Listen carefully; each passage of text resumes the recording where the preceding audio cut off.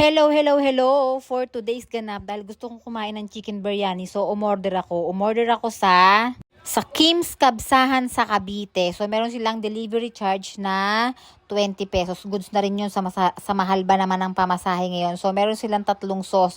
Yung isang puti ay yogurt, and then yung isang puti pa ay garlic sauce, and then yung isang pula ay tomato. So mas nagustuhan ko yung tomato kasi medyo maanghang. And then yung garlic sauce din, hindi ko lang masyadong bet yung yogurt. So yun yung pang single na order. May dalawa siyang manok tsaka rice, and then yung pang double na order ay 4 na manok. So marami na siya. Yung isa ay para sa papa namin, and then itong double ay paghahati-hatian na lang naming 3.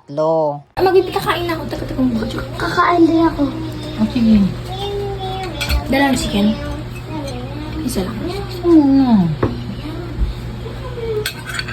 At eginin ko to.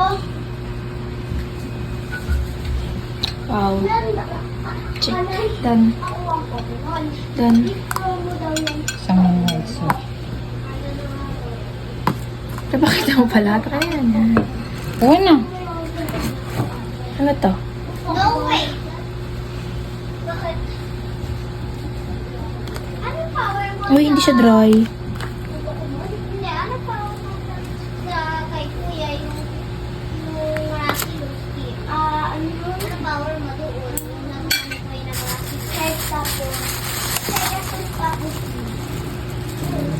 Isa lang daw. Ito na bibigay ko daw.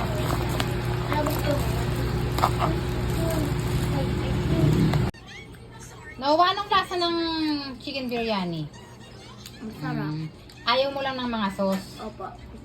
Pero yung rice, tsaka yung chicken, good. Kakainin mo ng lahat yan, hindi mo nakatitiran. Sige na, kain ka na. Yung cucumber, ayaw mo.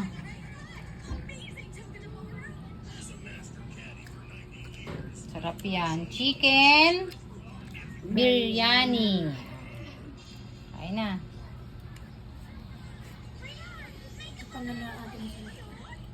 I like to eat chicken biryani. Oh, ganun, diba? I like to eat chicken biryani. Akala ko ay mo kumain niya. Masarap pala sa'yo. Opo.